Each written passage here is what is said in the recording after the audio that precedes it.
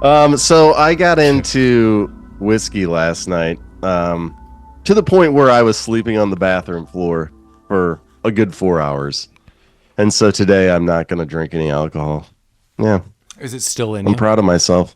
Yeah. The alcohol or the devil spirit. Don't you speak of Elijah Craig like that. Welcome back to Rabbit. 18 year, dude. Welcome back to Rabbit Troop Sucks. You drink an 18-year Elijah Craig. Is Jeremy Yeah. on the floor? Are you drinking Elijah Not today, Craig? dude. Jeremy has transcended time and space. Welcome back to Rabbit Troop Sucks. As noted, we are a podcast about obscure, forgotten about, and often overlooked films. We are a smaller group today. As always, I am Paul. Next to me is Lamar. Hello. And there is Jeremy. Gracias. We really needed Colin to anchor the love of the movie we're going to look into today for Jeremy. And unfortunately, Mike is not here as well. But we're going to be looking at the movie Deadly Prey from 1987. And a group of sadistic mercenaries kidnap people off the streets and set them loose on the grounds of their secret camp. So the quote-unquote students at the camp can learn how to track down and kill their prey. Deadly Prey, 1987. All right, let me ask you, how much do you think this movie costs to make? Well, so this is where I want Colin to anchor this in. So I feel the story, because Colin's really good with this. I feel the story has got some good bones to it. Now the film stock that Jeremy is referencing. Ah, shit. Woo! This movie was done on some like my dad had that like. Our first VHS was like two component. It was literally two pieces from the 80s. And yeah, like, so it was like one ran like the tape and the other one was like a controller and it kind of connected, but I don't remember it all cause I didn't use any of the technology, but I remember my dad was able to like have a camcorder connected to one of them. That was like the selling point. Like you could also connect a camcorder to do like family videos. That's what we just watched. Yeah. Like it was like one step up above that, but yeah, dude. Quality. Like these people had access to maybe 2 cameras, and they're like, "Let's do it. Let's go for it." and I applaud their gumption. That and what, maybe 20 people, and all the open space in backwoods, California or whatever. I don't know where they filmed this. All that, I would say $1,000. Oh, do you think they got the permits for this movie? They went out into the woods, took those 2 cameras, 20 people, and that one chick. Honestly, someone might have just owned that land. They're probably like, man, this guy's got some woods in the back. Let's just That's film true. There were a lot of Dude, explosions. They probably rented out like some space for like a weekend, like a decommissioned like military supply. Jeremy, that's place. funny. I was thinking paintball camp. Oh, You're like, hey guys, I know you only have a couple people coming next weekend, but you want to make $1,000 and we're gonna film a movie? All right, Done and done. yeah, done. Jeremy, there was some kid at our school, one of our schools that we went to. I remember he was. I don't know if I mentioned this on air, and I don't remember the kid's name. He was only an extra. I remember he said this. But there was a paintball shootout in like one of the Child's Play movies. Okay. I think like Chucky like puts bullets in like in exchange of the paintballs, which clearly couldn't really happen. And then like people are actually killing themselves. It's at like some kind of like training camp. I remember some kid at our school was like, I was an extra in that. I think I vaguely remember this. I know. I was wondering if you like it jogged any memories for me. I'm like, who was that kid? I'm like, I would have rode that to freedom. I don't even care. I was in Child's Play 3, dude. Yeah, there you go. That sounds cool, but kind of traumatizing. So why do you want to be one of our corporate lawyers? Child's Play 3. Bro. You are hired. Check line 3 of the resume, bro. Child's Play 3. I got line 3. Check my like my headshot that I attached. I got footage of the movie right here, loaded up, ready to go. Watch, look. All right, I'm gonna load up Netflix on my phone. We're gonna get to like minute 57. This is me. He has it ready to go. Here's a headshot, maybe an autograph for your wife. I know, big fan. I'll be your lawyer. This movie, so Deadly Prey as noted, like I do like the premise. Like that's what drew me to this. And Jeremy, I assume none of us have seen this movie up until this point in time. Okay. No. So I read a little. So my choosing of this movie, I don't want to be like, I selected this movie. I definitely threw this out to everyone. Was the idea that some of the reviews were like, this is so over the top, it's kind of funny, it's a bad but good film. I love the premise of the movie. Like I think it's cool. Like, I mean, not like, I don't want to be a part of it. Little bits of like Rambo First Blood. You've got some Predator in there. Totally. I mean, yeah. Yeah. Like, no, this is just not a well-made movie. This is like college kids putting together like their first movie for a class or something like that. And they got an A. They got an A from Rabbit Troop Sucks. Yeah, they're like at least one man in this movie has to be greased up and set free in jorts all the time. When you're talking about the premise of the movie, are you talking like just like kind of the plot? Like, yeah, like people. So like people are being kidnapped off the streets of LA. They're then like knocked unconscious. They wake up. They're in some like foresty situation. We find out they're like 75 miles like southeast of LA in like some undisclosed location. Dude, I guarantee you're going to run into people. That I agree with. That's the thing. LA, dude. The premise should have been like 75 miles. It should have been like you're like now Montana somewhere or on an island. Like we put you on a boat and like we shipped you away.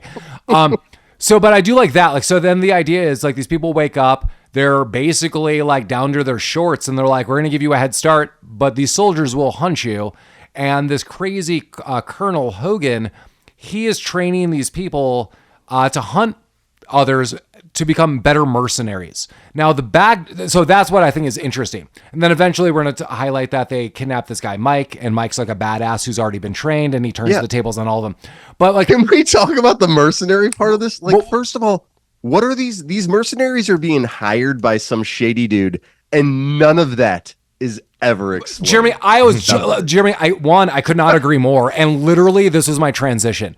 So there's this Colonel Hogan who's training these people and he's getting paid to do this. I'm assuming he's paid handsomely because they do highlight like I'm like this guy Michelson. I love that there's Michelson and Mike. Come on, man. Yeah, that was confusing me. But Michelson, this like corporate dude who's like funding this weird, shady, clearly beyond shady, illegal program, is like, you need to train these mercenaries. At one point in time, he's like, you have 1 month. And this guy Hogan's like, I want 3. He's like, you have 1, and I'm paying for this. And I'm giving you $1 million. But admittedly, I don't know how far $1 million is going to go. There's like, honest to God, tanks, guns, grenades. There's an unlimited amount of soldiers. Every scene includes 5 soldiers. They're killed. 5 more later. I'm pretty sure they're the same. There's like a soldier factory somewhere in the forest and where they're just like reproduced. Right, and then they come hopping out again like spawn fucking point. The ghosts. Gotta end the spawn point. Shut it down. Like Gauntlet. You gotta destroy it. Wizard needs food. Wait, Jeremy. On top of that, like Michelson, I have no idea what Jeremy's noting. I have no idea what their ultimate plan is. So let's take this guy we're about to kidnap, but let's just go with this mercenary group. They're being trained for war overseas. That's all we're ever told. That's it. Why does this super intelligent, like ex-special forces training guy who's a dick throughout the whole movie, I mean, why does he feel like the best way to train somebody for overseas combat is to capture like an elderly man off the street and set him loose in the forest for these people to run down? We were all talking about how we like the premise of this movie. It's kind of big. We've seen like this trope before of just someone being kidnapped and left on an island and being hunted down. This is kind of loosely based off The Most Dangerous Game.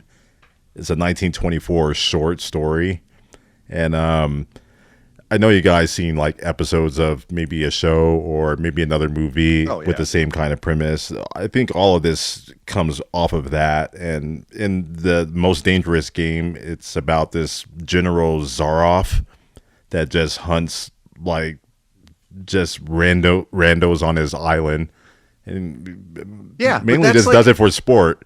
This guy is like training his soldiers by letting them hunt like random people with no military training whatsoever. I And think then the one guy they do capture that has military training kills fucking everybody.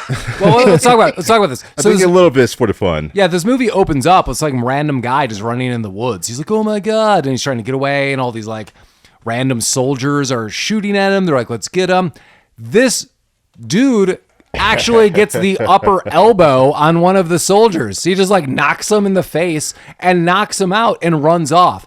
Unfortunately, he's now hunted down by the rest of the crew, and that guy's shot. And this is like the opening of the movie, where we're finding out like, oh my God, these people, as Jeremy noted, are inexperienced, and they're just like, it's more of like a horror movie. Like they don't know how to fight back, as Jeremy noted. Like, why would that give you training? Like a random dude is in the woods and you have a gun, you shoot him. Like, there you go, you're good. You're underselling this first guy because this was a 4-minute long scene where they is. shot him several times, hit him with grenades, and he just wouldn't go down. In this movie, grenades only knock you backwards. Yeah, grenades are That's right. they're like they're concussion grenades. yeah, that's exactly what all they they are. could get. Yeah. And this opening scene also illustrates, like Paul said, how much these guys suck. They're missing shots. They're getting taken down by this guy who's just been wounded but getting elbowed. Like they suck. But they These don't are the like that. worst. Hogan gets up to him, and this guy who was knocked out, he's like, "What the hell happened?" He's like, "You got the upper hand on me. I promise it'll never happen." He's like, "I know," and they shoot him. This movie does not pull punches with who they kill. I will give that to this movie. Like, No, they do not, man. there are twists in this movie where I'm like, oh shit, like that got real. Yeah, everybody's gonna die. That's true. In the beginning, you don't care for like these little, like the guys that fail Hogan because they kind of suck, and Hogan will not take like failure as an option. He will kill you dead if you even look weak. And I do want to make a quick note. Director and writer David A. Pryor, rest in peace, in 2015. He is the brother of our lead. So that is Ted Pryor, who plays Mike Dalton. Danton. Right. Sorry, Danton. He's the bro of David. I wrote Dalton too. I think it's, what's that from? Dalton. That's Is that Roadhouse? Roadhouse. It is. Dalton Castle. Was that his Nice. name? Okay, that's why I got Dalton on the brain. All of a sudden, we're going to be talking about Roadhouse and the new Roadhouse. Jake Gyllenhaal's Roadhouse. Jill. I've yet to see that. I don't think I will. You haven't seen that yet? No. As long as you watch it and realize it's insanity, you'll probably have some fun with Yeah. it. There's like fun fight scenes, like for sure. That's the biggest sell for you. Fair. Yeah. So yeah, this guy's gunned down. And then we basically are introduced, no one by name. We basically meet Mike and his wife. I was like, maybe girlfriend. Things are just like established last minute. This is his wife. That was said at the last moments of the movie. His wife, Jaimy. Basically, it looks like they're about to have sex. Like she's kind of in like, I don't want to say lingerie, but kind of like sleepy. Yeah, she wants to bone. Yeah, some sleepy, sexy clothes. And she's like, you got to go check But the he's mail. got to take out the trash. Oh, yeah, first. the He's like, trash. I can't bone with that. Yeah, fucking unfortunately, trash can. he takes out the trash and gets kidnapped. So He's in his He does, hoodie in and like jorts. a fucking and he goes windowless van, dude. yeah, he goes outside, like 3 dudes like put him in a van and knock him out, and he's about to wake up in the woods. Jaimy comes running out like, what the hell? I can only imagine the scenario in this. Like, you think you're about to have sex, and you're like, oh my god, I have to take out the trash, whatever. Kidnapped. Didn't see that coming. I like how I can't remember how they trick him. Like a guy walks up to him, is like something. He's like, Yeah, they're like asking directions. He's like, yeah, it's like up the road, and like 2 people like get behind him and just knock him out. You ever been kidnapped off the street and put in a van? I mean, does that happen? Not this year, but I mean, it probably happens more than you would think, but yeah, it happens. I like that. I'm going through some of my sarcastic notes as I watch this movie. In that opening sequence of this rando with no military training somehow surviving. Like, even if these guys weren't full military, it's like 15 people with machine guns and handguns. Like, someone's gonna shoot you. And Lamar. Well, you know who's not gonna fucking shoot you? The lead of this movie. For like the first half of this movie, he's like, I shun fucking weaponry. He's not talk on that. Oh yeah. But as Lamar noted, he's like, wait. I was like, can no one hit anyone? It was like a stormtrooper. Lamar's like, wait for it. Are they all blind? And then I wrote in my notes, is this Blind Fury training? Is this where he learned it? It is not. And everyone should listen to our episode of Blind Fury. Get the Howler in you. Oh, there you go. Back to back. Yeah, they were so inept in this movie. Oh my God. There was just no way they can be this terrible. So I just want to give them the benefit of the doubt. Maybe they were blind. Maybe they were slow a little. I don't know. They missed every shot. Their grenades do no damage. They can't hunt the people that they are supposed to hunt. All of his mercenaries suck. This whole I know, like, organization what sucks. country are they fighting? Yep. Like, I mean, I feel like any country that has a couple guys and a rifle could outtake this fucking band of Zambia. mercenaries. We're trying to take over Zambia. Yeah, there's so I mean, I can't remember one guy, future forward, that's about to get offed in this, but the lead, like Colonel Hogan, so he's got military training. Lieutenant Thornton has military training, and there is one other guy. But beyond that, this is like the biggest ragtag. I mean, I think Michelson even is like these miscreants, this ragtag crew. Like, you got to get them together. Yeah. Like, these guys suck. They're like hard. Like, Where do they get these guys? Why? yeah, I'm like, in some of the scenes, I'm like, if you just shot forward, you probably would have hit your target. But let's get there. So Mike wakes up and he's like, "Oh my God, what's going on?" This dude's down to his cutoff jean shorts. Love it. They strip him of his sweater or hoodie or Yeah, whatever. no more hoodie, no shoes, no socks, nothing Die Hard McClane would do to try to get back, like shoes or socks, a coat, Nah, weapons. Doesn't need them. Once he gets a knife, he's good. Just Yeah, needs a that's knife. all he needs, dude. Good old lucky knife. I gotta say, I was trained by the blade. I was telling Lamar, I was like, "Is this the perfect weapon?" Like it feels like he should have just grabbed more stuff, but based off the outcome of this movie, Well, dude. it's clearly he didn't need any of this. Immediately when he starts killing people with his little fucking knife, they are loaded with guns. They have guns. Jeremy, We're just getting leaves right them on there. the fucking ground and keeps going. So he wakes up and he's like, "Where the F am I?" And they're like, "We're gonna hunt you. You better run." He's like, "What?"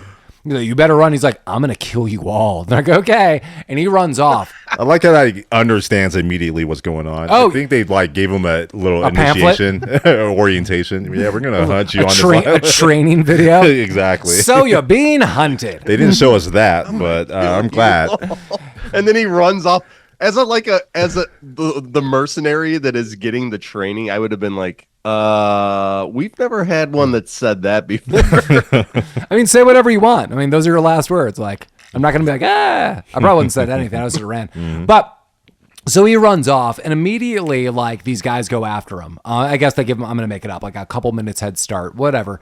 So like they kind of scatter off. They're not all of these guys are in groups. So like one rando guy, like Mike gets the drop on him immediately. He takes a huge log and beats him in the face with it. Like a log as big as a man's torso. He just swings it right into his effing face, and that guy goes down. Yeah. This reminded me of that scene in Commando where Arnold Schwarzenegger is Just carrying that log. carrying a log. It was Just that size. walking down the hill, bringing it home. So he did log jamming.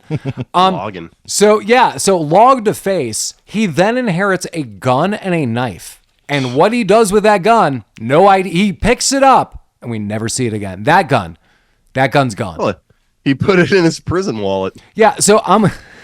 That's gun number one. Yeah. Big wallet. This is like a big M16. So he takes the knife. Throughout the entirety of this movie, as I've already noted, this guy does not have shoes or socks. I would be like, I'm going to try to get some of these boots or socks. He's like running aimlessly in the woods. Okay, maybe he doesn't have a lot of time for this. He does not pick up any rations. These people clearly have canteens of water. There's like supplies. Mike is like, this will He's be in a damned. fury. Yeah. He's in a fury. And you know what, Jeremy? That's crazy. That's crazy that he would not pick up any of those things. That he would be, I don't know, what was his training? I don't know. And when that guy, I mean, he was trained by the fucking big baddie in charge of this whole operation. So, and when that guy got hit with the log, Oh, you ain't getting up from that. no, they're not. Snuck another one in there. yeah, you're not getting up from that. Back to back. And he didn't. He literally did not get up from that. But unfortunately, Once you take big wood to the face, you stay down. yeah, and so now throughout, Mike is killing some people. This is one of my favorite kills. Another guy is kind of off on his own.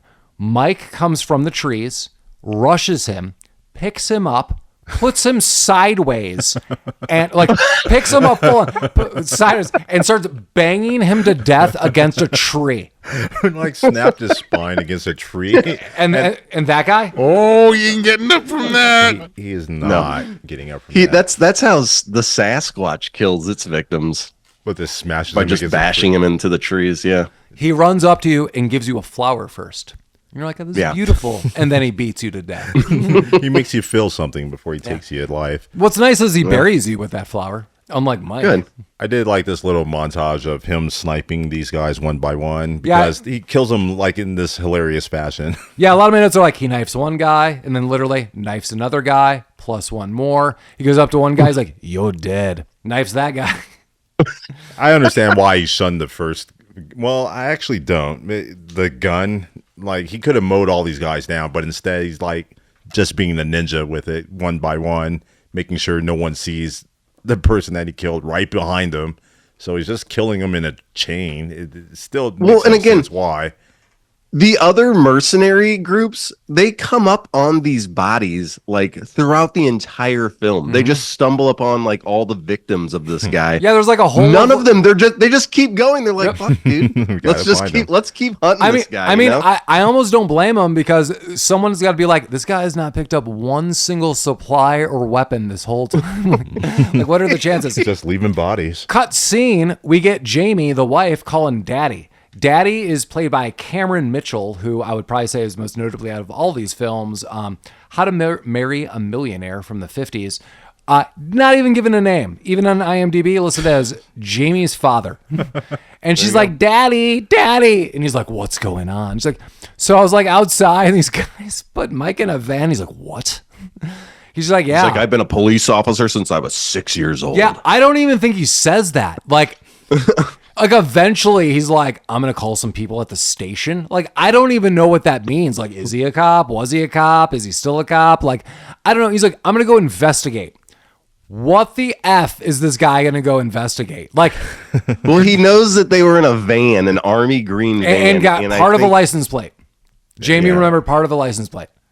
So he tracks them down, dude. So they're registered out. I was going to say, it's registered 75 miles in like the woods. Yeah. Like that's how you found them.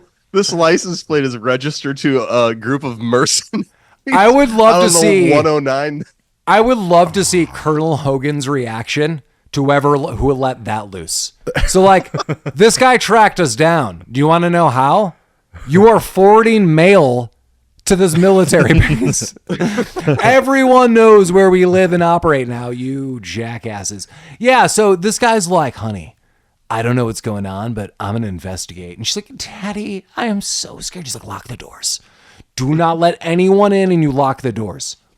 How about leave the house? How about go stay with Daddy? Leave the state, dude. Yeah. I'm on the first bus out of town. I admittedly, I wouldn't leave the state. If my wife was kidnapped, I would leave the house, though. I wouldn't be like, come on in. It's a downy, fresh feeling. Yeah. I'm out.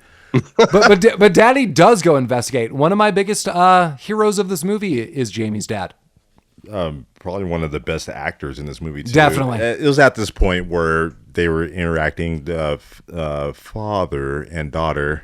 Where I wrote down, this is obviously the worst acting in any movie we have ever reviewed, and she's the worst actress. Daddy. I think that's all she said through this whole movie. Yeah, so now we get back to wooded area, and we see Hogan having a little dialogue. He's investigating, he's like, oh my God, this guy who killed these people, I've seen this before. These are my actions. I've trained this guy. Mike? He's like immediately knows. Mike. Yeah, immediately knows who he is. And like Thornton and everyone else like, who gives a shit? And he's like, I've trained him to be the best. This guy's going to find ways. He can live here. Oh, shit. And then we see Mike. He's eating a worm, and then he eats a mouse. Yeah, those scenes. Because, again... How long has it been? Listen, never trust the enemy's rations. Always find your own. Right. Find I also your own noted, like... in nature. This guy finds, like, if I made, like, the OK symbol with my hand, this guy finds a mouse that big, like the circle in the OK symbol of my hand. I'm like... Dude, then we see he's making a fire. I'm like, how much food did you get from that mouse, and how much energy did you waste getting it?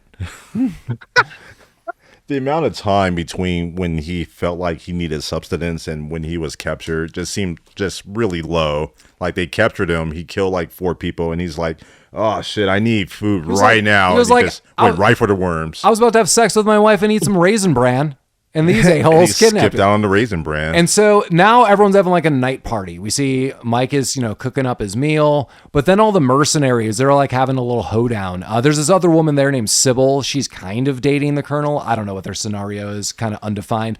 But She's the Baroness. She is the Baroness of G.I. Joe, totally. But the Baroness is attractive and way better. Yeah, she was. Yeah, alright. this lady looks like a skeezy skank. Yeah, she was skanky. Lamar, don't let the degraded film stock fool you. It added like 4 points to her Yeah, skankiness. you're like, maybe the blurriness is adding to this. It's true. And so at night, Mike goes a killing again. He kills a couple people and then even gets to Hogan. He knife to throat. He's like, get the hell out of here and leave. The end, or I'll kill you. And it's weird because then Mike goes and like sleeps in a cave, a little wooded cave. Like he does this, Hogan doesn't leave, and Mike goes like, I don't know, a mile up the road and takes a little nap. They could have ended this in 30 minutes. It's amazing because out of all of these inept soldiers and who's being trained, they can't find Mike worth a shit. 2 hillbillies just walking around the woods are like, hey, get up, boy. They know This these also backwoods starts. more. This starts the part where Mike, for some reason, cannot sense people that are near him. Like he is snuck up on multiple times. Oh, yeah. That's true. Later with Cooper, it's like he's like literally like 8 inches from him. He's like, oh my God. This one I understand because he was tired and hunting and just fell asleep. And these hillbillies, he's in their neck of the woods. Yeah, so this is kind of interesting. They're like, what are you doing here, boys? Like, what? And he realizes these aren't mercenaries. And Jeremy, favorite dialogue. They're like, go on, I get. can't believe they said it. They Go said on, get. Go on, get. And Mike Yada, gets. yada. Mike gets. Then these 2 hillbillies, and that is literally what they're listed as, hillbillies on IMDb. They are like walking around, and then the mercenaries show up. They're like, we found this fire back there. Was it yours? They're like, no. They're like, then we're looking for this dude. And it's interesting because the one hillbilly is like, I'm not going to tell you where he is. I was like, oh shit, dude. Like there are 7 dudes in front of you with like with M16s, big guns. you're like, yeah, fuck you. Yeah, well, they shoot that guy dead on the spot. I don't think he knew what was going on, really. I would have known. I would have known just like Mike knew the scenario he was in. Yeah. When 5 people come out of the woods with guns and ask questions, I'm not dicking around. That's true. Whatever, bro.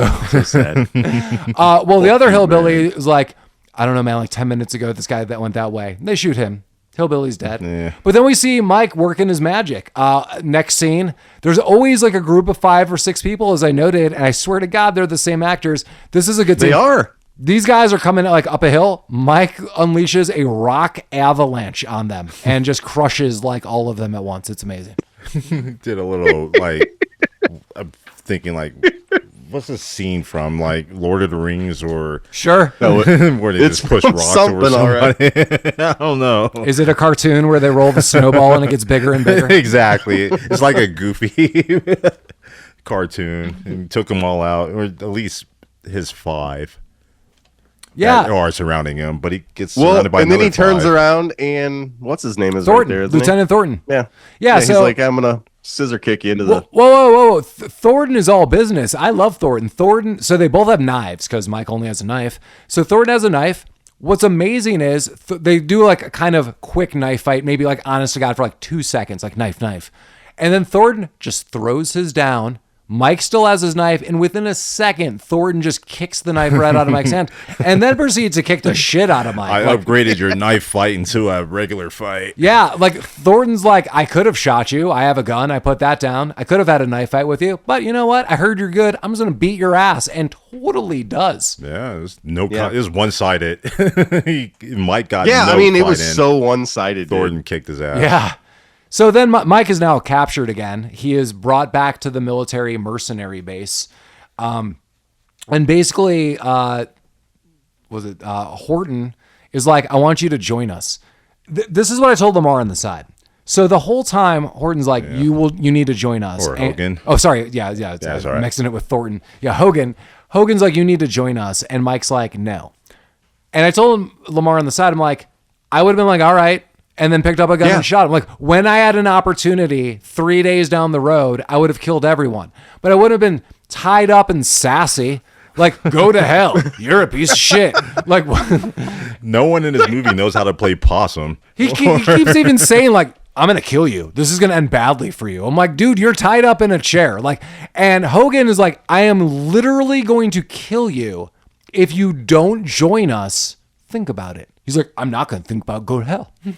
You get stand on your principles. He has to fight on that. Stand his ground. Well, this is also, like, we should mention that one character that Mike saved the guy's life in Vietnam, and he has somehow become part of these mercenaries. Cooper. But yeah, Cooper. He comes in and like cuts the rope, but just a little bit. Yeah. So in a previous scene, we kind of met Cooper, and he sees Mike, and he's like, "Oh my God, Mike, it's me." And he's like, "Dude, what are you doing?" He's like, "Oh, I'm with this group." And he's like, "All right." He's like, I work for Cobra now. Yeah, Cobra Commander's my bro. What's up, Destro? So with this, he's like, I'm going to let you go, but next time we see each other, it might not end super well. Mike's like, this sucks. And then they leave. But Cooper is then, untying the ropes, like cutting up a little bit so he could escape, various other things. Also in the backdrop, Jaimy's dad pops up. This guy's investigating stuff. There's a point in time where Michelson, that CEO or whatever who's funding all this shit, he has the most open conversation about what they're doing. Just so happens that Jaimy's dad hears it all. It's like, we're training these people. I mean, we never really know because there's no... Jaimy's dad snuck within 10 foot of this encampment and the command center. Yeah. And nobody saw him. Yeah. And these guys are like... an old man out there. Yeah. These guys are detailing out their dastardly future deeds together. And Jaimy's dad's like, yes. And leaves. And he leaves. He's like, I'm going to go back. What's great is when he leaves, doesn't tell anyone, doesn't get reinforcements, doesn't do shit. He's gonna do it all on his own. Yeah, it's not about that. He's old hat. He's old school. He's gonna. I don't know if he fought in a war with the other guys, but he didn't. He's going off on his own, vigilante. Yeah, I wrote in quotes, Dad sneaks around. This guy's walking briskly between tanks. Anyone could turn around. This guy's wearing a suit. Like a tan suit. This is amazing. He does have one of my favorite lines in this movie. He counters one of these guys, and he sees him, and he's like, "Are you a friend or are you a foe?" And the guy's like, "I'm a friend." He's like, "You're a liar," and he takes him out. So you gotta ask. It'd be impolite if you didn't ask. It's true. During all this, Mike does escape, thank God. And now he's back in the woods, baby.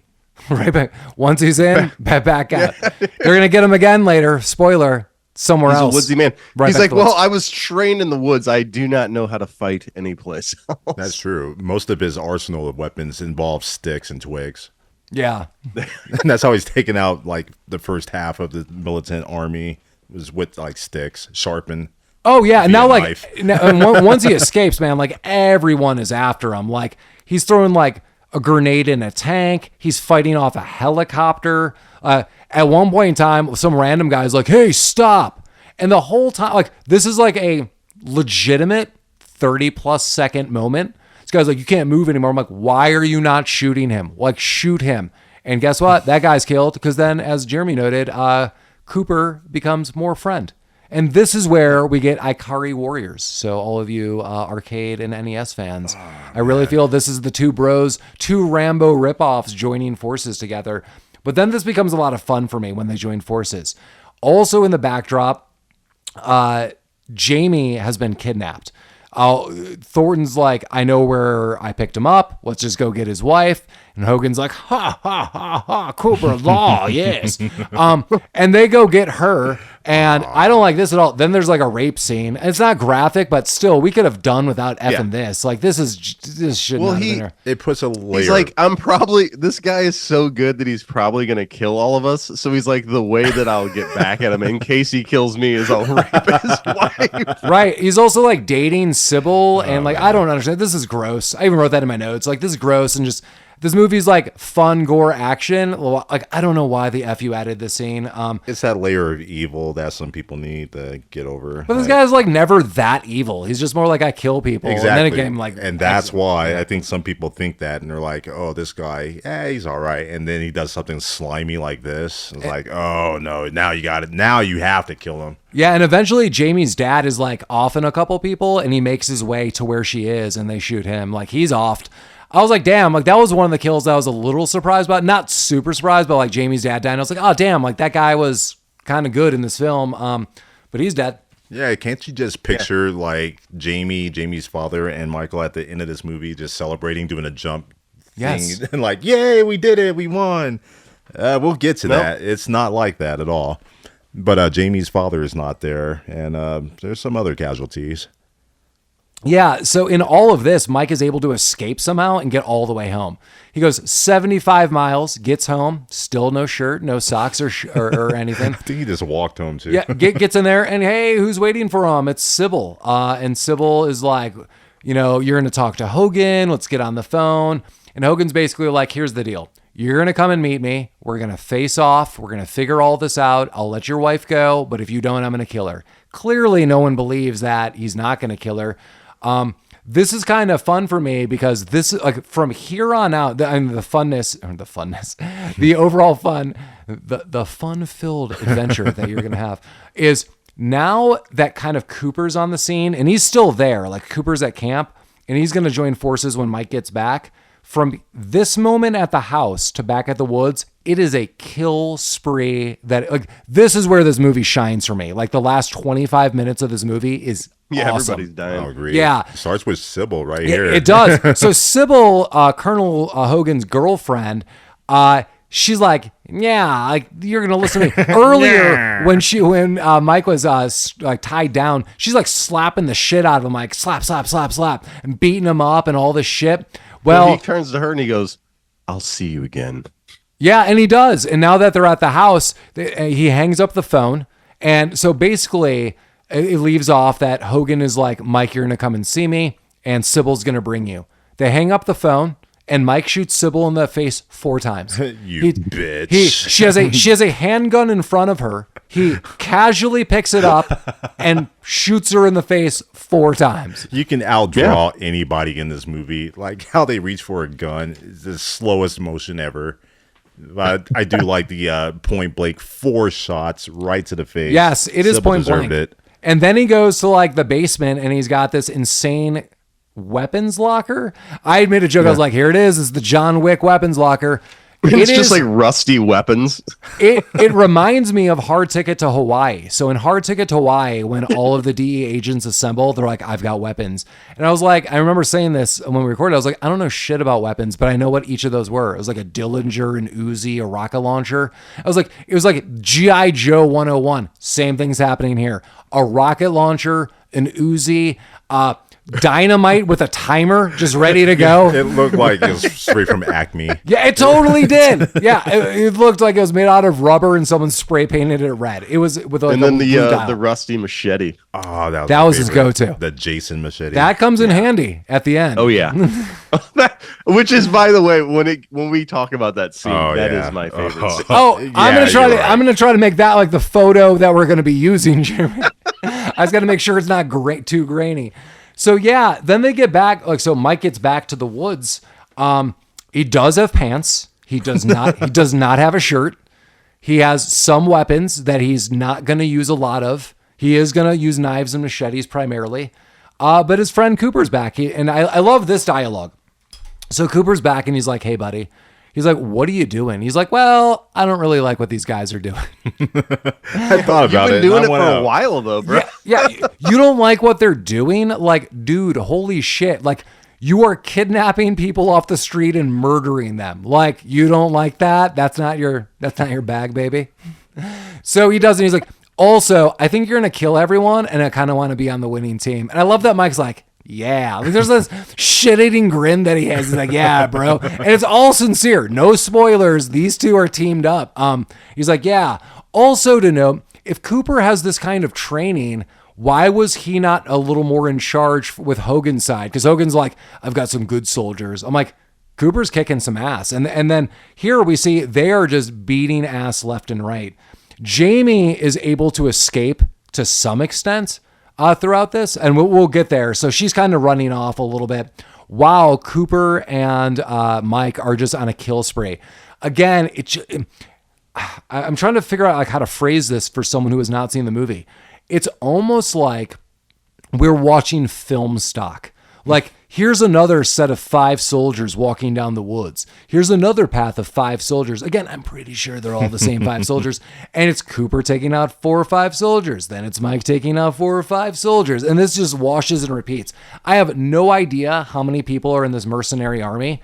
Enough that, again, $1 million is jack shit. Like, from what we're shown, there's 100+ people. Again, rocket launchers, tanks, food, rations, housing. Like, $1 million would last a week. So clearly Hogan was like throwing that money away on something. I don't know. Yeah.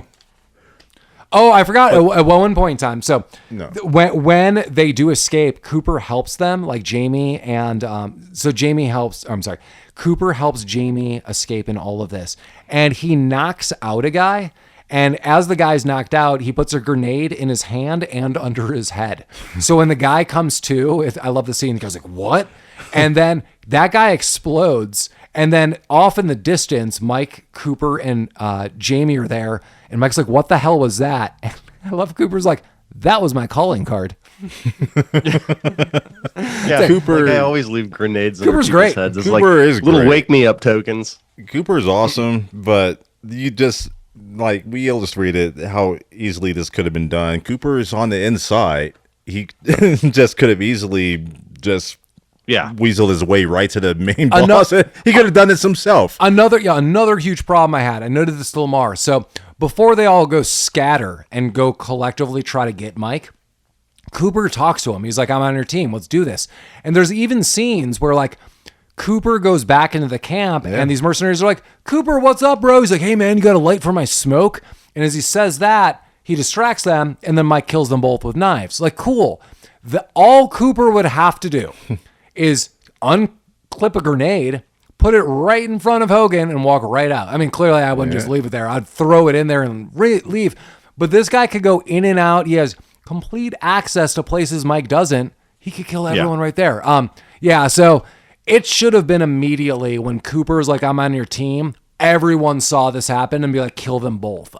Because the idea that Cooper could waltz in and out, he could have destroyed half this camp in, like, honest to God, 2 minutes. I do like the Ikari Warriors team up, so I think that's the whole reason why this was done. But, you know, from the inside, we illustrated that this could have been easily an inside job. But you got to see Cooper and Mike just blow their way through. It's kind of enjoyable. I do like the this whole scene. It's like 10-15 minutes of them just taking down one by just one. those same 6 guys getting killed over the same 6 guys. Same guys from the beginning. They eventually now they're getting killed with, like, traps and stuff. By the way, this guy at one point was running through a little bamboo tunnel with people chasing him and somehow managed to dig a hole, construct like a cover for the hole, and then pop up and kill it. Let's deconstruct that scene. Yeah. So something that you guys noted, there's not just like one, there are many elaborate traps. And these traps, at least some of them, would have taken hours to make, especially you have a knife. So it's like, imagine a 4-foot wall of spikes that's rigged to a vine rope and all this other stuff. Sounds great. And maybe he could do that. That would take some serious time. So now what Jeremy's noting, in addition to these other traps, these like string traps, these spike traps, a huge hole was dug. Mike pops out, machine guns everyone, runs out of bullets, and walks past 5, if not more, machine guns, handguns, canteens, supplies, whatever you need. That's insane. He has this little Home Alone setup, and he could have easily done it a lot easier. He doesn't want to be bogged down by all that extra weight while he's running through the woods. At least take the grenades. They seem lighter, and well, they only knock people backwards, so maybe he's in the know of that. I've never handled grenades, but bullets are super heavy. Yeah. So, I mean, he's got a bandolier of bullets at one point in time. So, what happened to those bullets? Didn't use them. He brought him 75 miles to dump him in the woods and use his knife and machete. He's got the machete now. So here's another change of events, or a little twist in the story for me that I did not expect. Jaimy is now loose. Like, she is in kind of this like bamboo-ish looking cave, which Mike is hid out on several occasions. He's like, stay here. Thornton tracks her down. She runs and she's like, I'm going to get out of here. And at one point in time, wait, no. Is it Cooper first? Is it Cooper, or what do I have in my notes? Is it Yeah, because Cooper's blasted. Off. Yeah, so let's start with this. Cooper is off after a while. Like, they eventually catch up to him. He's gunned down. Now, with Jaimy, she's running off, and this was the twist for me. Thornton's tracking her down. He pulls out a handgun, and she's like, oh my God, no. And Mike is like not far behind. He's like, no. And he starts rushing towards Thornton, and Thornton shoots her in the face. Like, Jaimy is straight up dead. I did not see that coming. Like, that was a turn where I was like, oh shit. Yeah.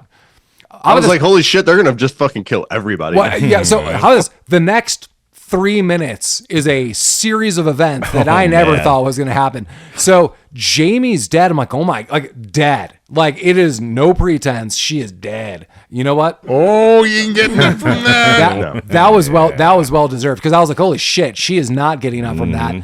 Thornton goes ballistic, Mike goes ballistic towards Thornton, rushes him, and so Thornton starts shooting him, and Mike is rushing at him with a machete. All of a sudden, Mike has Jedi powers and is deflecting bullets. Yeah, with the machete. Yeah, Thornton has a handgun, so not a machine gun. Not that I'm saying that makes it better, but it's not like 1,000 bullets. It's not that wacky. It's not 1,000 bullets. Rather, it's like pop, pop, pop, rather than like something like a string of bullets. And it's done in slow motion too. You can see it. And he runs up to him, and he takes that machete and just cuts his arm right off. Oh man! And then well, man to death. Yeah. So immediately the cut scene is Thornton screaming to the heavens. He's like, oh! And then, as Jeremy noted, he is basically beaten to death with his own arm. Which is amazing. 8 seconds of slow motion magic in this battle I've always wanted to see a person beaten to death with an appendage that has been lopped off of them, and this movie made it happen. You got it, baby. Finally, it happened. You know? And he did. Thornton went down. I didn't think he was going to go down this fashion. Well, and then at least shot or stabbed, but no. Would you guys beaten to death with his own arm, Lamar? You didn't have that. On your did not. Would you give him a hand? Well, yeah, he gave himself a hand. I also don't think that I would have fucking scalped the guy. That's not even how he fucking. Yeah. He might have been dead, but there was extra activities afterwards. Yeah. So in his last breaths of being beaten and probably internally bleeding, the last move of Mike is he scalps him and screams. Then he tracks down Hogan. Hogan's been shot in the side at this point in time, and he's kind of limping around, like his arm isn't well. He's kind of hunched over, and that's why he's limping over. And then Mike catches up to him. He throws the scalp in front of him. He's like, "That's from your best." And he's like, "Hey, bro, what's going on?" They play some poker. They drink a little bit. They go see a movie, and they're friends. That was it. Yeah, that's the end of the movie. There you go. They become best buds. They eat ramen together. I like that little weird tension between Mike and Thornton, like, I am the better soldier that he trained, or something. Yes. Like, I want your approval, Daddy. I'm the better soldier. So yeah, in the last moments of this movie, it's just these two, and Mike catches up to Hogan as noted, and he's like, stand up. He's like, take off your shirt. He's like, what? He's like, take off your shirt, take off your shoes. He's like, whatever he says, he's like, I'm going to give you like 5 seconds. You're going to run. And so now it's the tables have turned. or if it was Michael Scott in The Office, how the turntables. And with that, we are seeing that he's going to run off, and then it freeze frames to Mike basically going into like a Conan. Yeah. Yeah. If you could see Jeremy, he's shaking his fist to the heavens. He did it. And it freeze frames. So that's the end of this movie. Jeremy, I don't know if you know this. 2013, there's the sequel. Both Hogan and Mike and the director. 2013, The Deadliest Prey. What? Look it up. Yeah, 26 years later, they made a sequel, and I would love to watch this film. Absolutely, and I Wow. will. And I will, yes. I will definitely be watching this film. Full stop. Wow. I'll be damned. I mean, I have a lot of questions. How did Hogan get away? He's like bleeding out. He's half shot. What's going on? Did the authorities pick him up? I mean, what were the next? What would you do Yeah, that would explain if it starts immediately how this movie ends? They're just 26 years older and they have no explanation. So it's funny you say that, because that's exactly, and almost like 20 years later, what happens in the movie, part 1 and 2 of Samurai Cop. That at the end of Samurai Cop, part 2 starts off just where 1 left off. Everyone is 25 years older, and no one talks about it. I forgot all about that. Holy shit. It's fantastic. And we'll get to Samurai Cop at some point in time on this podcast for sure. But yeah, like I have so many questions. Like, what were the next 26 years of Mike's life like? Did he ever put on a shirt? Did he ever think maybe I should have used those weapons? If he used any of those weapons, his wife would still be alive. Yeah, there's maybe a lot of regrets. Can I get the therapist's notes on this? Like what's going on all of this?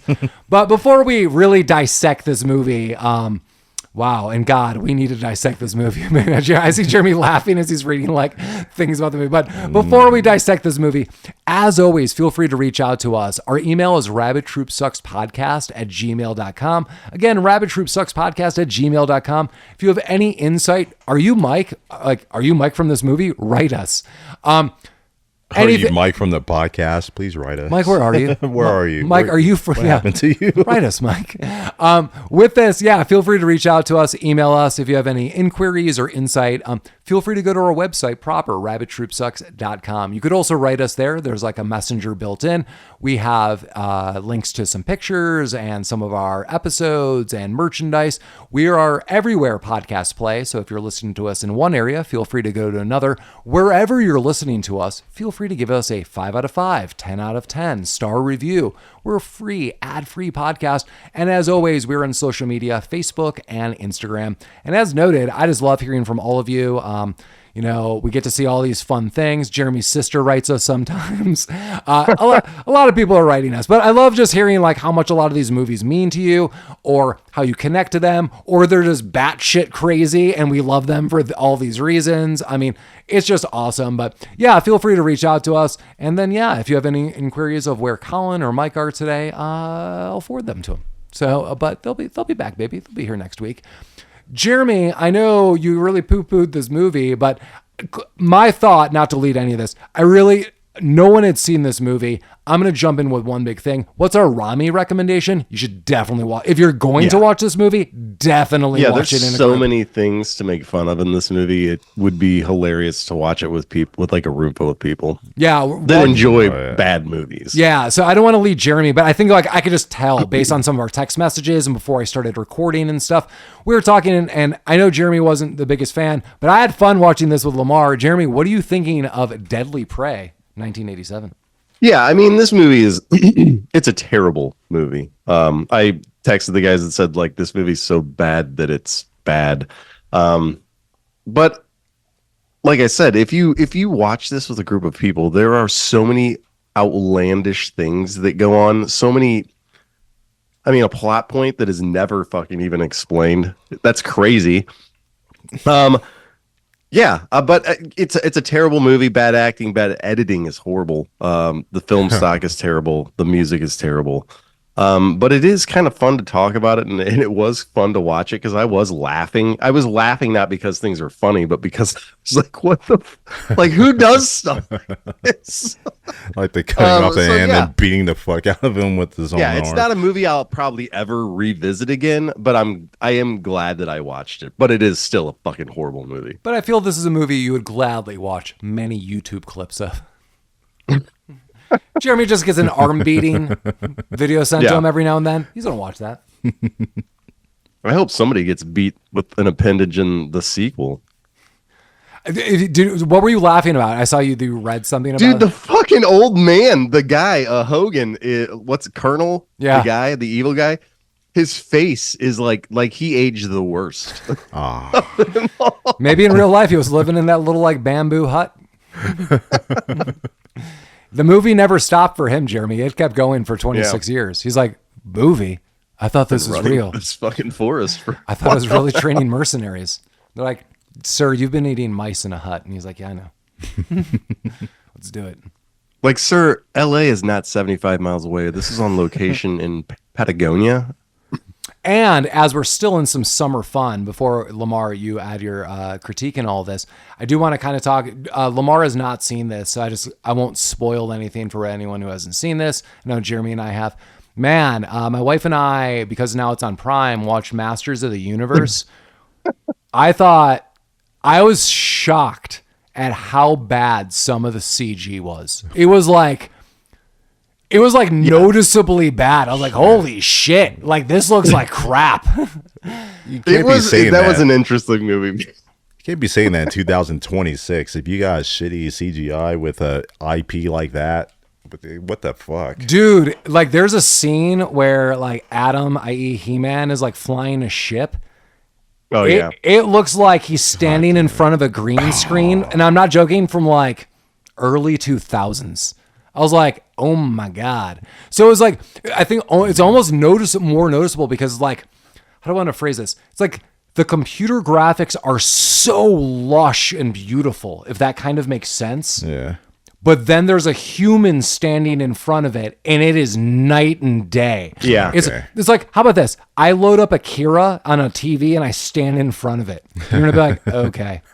Well, dude, that's how they're making a lot of these films nowadays. And they rooms. have these, like, yeah, like that's how they filmed all of the Mandalorian stuff. It was it was filmed entirely on a set in like a enclosed, like super high def 8K environment. And they just stand in front of there. Yeah. I'm kind of curious, Jeremy, like, what was your view of Masters of the Universe? Like overall. Like, I had fun with it. It was, like, you have to have grown up with, like, Masters of the, like, watching the cartoons and, like, owning some of the toys, because I, like, had Grayskull Castle and all that. But yeah, I wish the tiger was in it more. Cringer, yeah. Because he was such a big part of the Masters of the... And then, like, being on Earth was, like, maybe 15 minutes out of a 2-hour and fucking and a half movie. Yeah, this movie's like 2 hours and 20 minutes, and my thought was all the Earth scenes are, like, super fun. Like, that's where a lot of the jokes are coming in, and you're like, holy crap. Admittedly, I will say this. I laughed throughout the entirety of the film. Not always, but there were, like, steadily throughout the film, there were some interesting, funny sequences. The actor I thought who played... And I love how they made fun of the fister and the head guy. Like, my only subtle innuendos. Yeah, my only problem with that, though, is then they just kept repeating the jokes. Like Fisto, he's like... There's a Fisto joke, then there's a scene, and it's really funny. But then they bring it up, no joke, 3 more times throughout the movie in pretty much the same kind of joking capacity. I'm like, damn. I thought the guy who played He-Man did it as well as he could. Jared Leto was completely inconsequential. It doesn't sound like him. He's using an accent. There's like computer generated like effects on this. You could have been Skeletor. Anyone. And I recently read like they have disowned him from all the press releases. Like he wasn't on any of the. No one mentions him. Like. Yeah, it's bizarre. Jeremy's right. Like, Skeletor kind of played like this metrosexual whiny bitch guy. Yeah, he was like yeah. They memed it. It sounds like they memed it. Yeah, so they didn't know which angle to take. So sometimes Skeletor was like super serious, and then in other situations, he's like Stewie Griffin as the Emperor in like Family Guy. Like that's how he's playing it. Like literally like Stewie's version of the Emperor. Like it's crazy. Yeah, I don't know what to think of it. I have to decompress. I don't think it was the worst film I've ever seen, but man, all the ratings are like, this is amazing, blah, blah. I will say this. If I watched that movie as a kid when I liked He-Man, I would have like this. That's the movie I should have seen. But yeah, that movie's bananas. Like I'm looking forward to Lamar watching this because I straight up told him, I was like, because Lamar was like, I'm still going to watch it. I was like, oh, I would. Like, don't not watch it. Oh, yeah, you got to watch it, dude. But like how rough it is in areas, like is going to be jarring and noticeable. But I know I took the tangent on that, but I really wanted to talk to you guys because, I mean, how often do we get to talk about these newer movies? And it's still the summer, and I wanted to talk about summer blockbusters. With this, I know, going back to Deadly Prey. Lamar, what did you think of Deadly Prey, 1987? Well, now I want to watch some He-Man. I know, you're going to go home and be like, I have the power! Well, I don't want to talk too much about Deadly Prey. I think we all know where this movie's going. I want you to talk about Deadly Prey. We feel the same way about it. This silly movie that's not that serious that you watch with friends. 90 minutes pass. You have no idea what the hell you watched. This was so stupid. The film stock was just absolutely terrible. It just I mean, it's like you wouldn't like some movies we watched, like it's bad, but I'd leave it on in the background, like not this. This would not be even that. Yeah, even for 87 standards, it felt like 84, like 83, just bottom of the barrel film stock. The acting absolutely atrocious, top to bottom. Not one single piece of dialogue was delivered like well at all for me. This was all terrible. Music, I did appreciate the music because it was all just that action two-tone, just badass Casio mid 80s, just and it fit. Just one tone or one just overall musical lap that just kept happening over and over again in this movie. I can't remember. They bought a loop. They looped it totally. I can't remember how it goes now because that movie is just goddamn so long ago, and I want to forget it. But I want to remember parts of this movie too, especially the silly zaniness. There's a scene where he blows up a helicopter with a bazooka. He uses that same bazooka later on. Cooper like hands it to him, and he blows up the 5 guys finally, so he can get to Hogan and Dalton or Thornton one-on-one. And the explosion of the helicopter scene, really cheesily done. A whole bunch of cheese in this movie. Over the top action. So much. The machete. The best kind of cheese. I just wrote down like just one name stuff like machete, helicopter, explosion. That's my notes for this movie. Was this the prequel to Machete? It was not. Movie's terrible. Watch it once with friends and have a good time with it. It's not good. I'm going to disagree with something you guys are saying about watching this in the background, but I think you'll agree with me on this. It is, if you're not going to watch this movie in its entirety with friends and you kind of know the gist of this film, like we told you, people are being kidnapped, whatever, I think if you're going to load this movie up, put the first hour on in the background, do whatever, you're like, cool stuff's happening, and then actively watch the last 20 to 30 minutes. Like that's how you should go in alone on this film. I mean, does anyone disagree? I mean, you guys, do you feel, I mean, I know I'm gushing over it because it's like, I can't believe what's happening, but does anyone dislike the last like 15 to 20 minutes of this film? Like I'm glad that I watched this movie, but this is a terribly made movie. The last 15 minutes kind of ties it together. If you made that journey, if you made it all the way through, you found the pot of gold, baby. Like, it's found a little a found a sack of gold. Thimble of gold. A thimble of gold. I mean, I liked it better than Star Night. I'll tell you that. How dare you? I gotta go revisit Star Night and remember how that ended. How dare you? Do you want to talk about the end of Encino Man? I think the premise of this movie, it's like an old house. This movie's got good bones. Good structure. The premise of this movie has a lot of freedom to go through. And it gives way to make a really fun movie. I'm not saying a great movie. I'm saying like a fun movie. So there is that. I didn't think Mike is a bad actor. Like, he doesn't talk a lot. So I'm like, whatever. Like, when he's talking, whatever.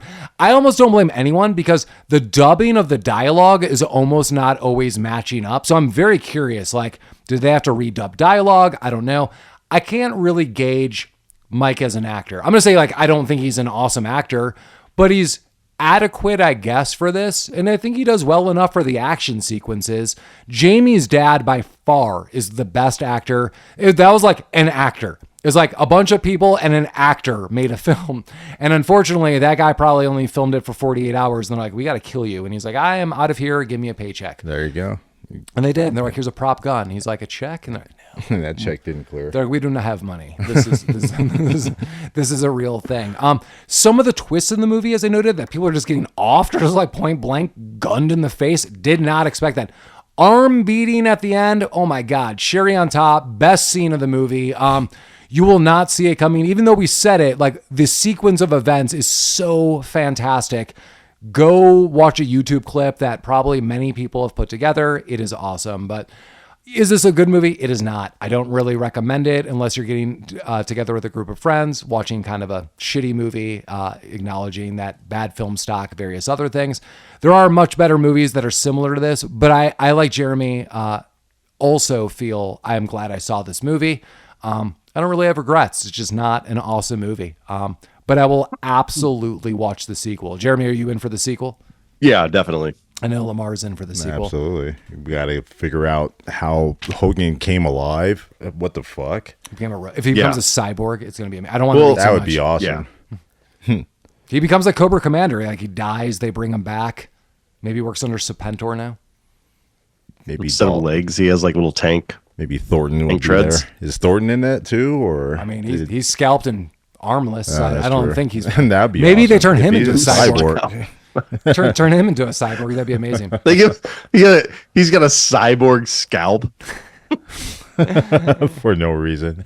So coming up next week, and we'll have Jeremy in-house recording with us in this studio. I'll see his precious little face. I'll be like, you've aged. Don't grab his little cheeks. He loves it. And I'll be like, here's a quarter for some candy. Thank you, Daddy. Coming up next, The Demolitionist. Has anyone seen this movie? No, but you mentioned no. the actress. I didn't even know it existed I'm until you interested. said it. Nicole Eggert. Yeah, I'm like, I what like, the fuck? dude, Nicole Eggert. I had a huge Nicole crush on Nicole her. Eggert, Charles in Charge. Yeah. I Come won. Fuck yeah. And Baywatch, but Charles in Charge of me. Exactly. Yeah, The Demolitionist is from 1995, and it seems like a RoboCop ripoff, which is going to be right up Lamar's alley. God damn. There you go. I'm so in. Yeah. Female RoboCop. Yeah, I'm excited for all these reasons. Jeremy's going to be here. We're going to watch some RoboCop ripoff. It's going to be just like Deadly Prey. Except different. Maybe we'll hunt better. each other down Colfax. Oh, I know for a fact this movie that we're going to watch next week is going to be better than Deadly Prey. How dare you? No, Yeah. I dare it. And it's going to happen. It's going to be way better. This movie, I got Deadly Prey it's just it's awfully good, but the quality, the dialogue, everything. And there are no robots. God, there's no robot to be found, no aliens, no nothing. Just 70 miles off the coast of Los Angeles. Yeah. Well, guys, as always, Rabbit Troop sucks. Yeah, don't eat the lettuce, folks. Otherwise, you get the deadly shits. Game on. Let's kick some ass. I got no lines. You fucked up. You